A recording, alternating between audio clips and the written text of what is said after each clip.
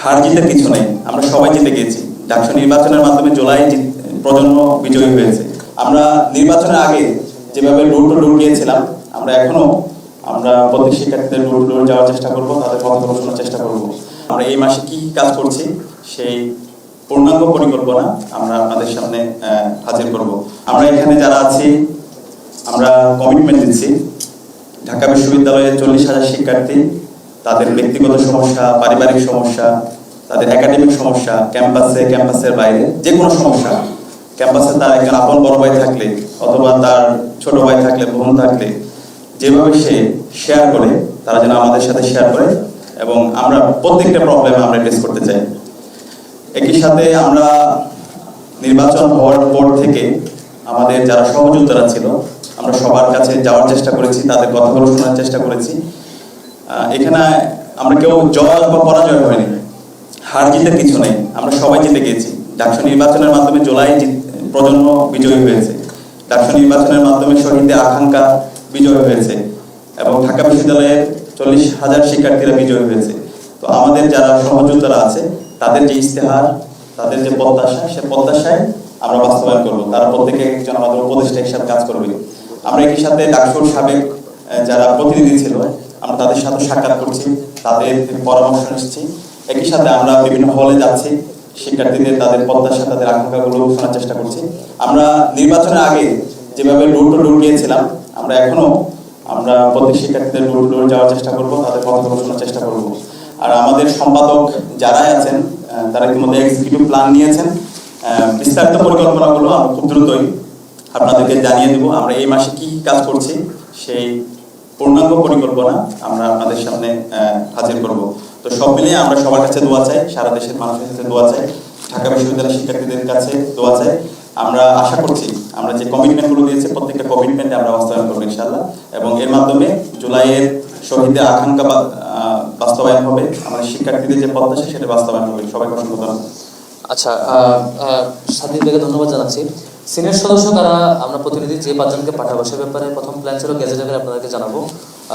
তবে আমাদের সহকর্মীরা পরামর্শ দিয়েছেন যে সাংবাদিক বন্ধুগণ আছেন এখানেই টোটাল ক্লারিফিকেশনটা বলে ফেললে সবার জন্য ক্লিয়ার সুন্দর হয়। যদি ক্লিয়ার বলে আমার মনে হয় সেটি বলে ফেলা ভালো। আমাদের মিটিংয়ে আলাপ হয়েছে প্রথমত সিনেটে যে 5 জন প্রতিনিধি পাঠাবো সেক্ষেত্রে আগের এক্সপিরিয়েন্সগুলো জানা, এর আগে ডাকসুগুলোতে কীভাবে হয়েছে বিগত দিনে আমরা আগের যারা বিভিন্ন সময় নির্বাচিত হয়েছে তাদের সাথে আলাপ করেছি।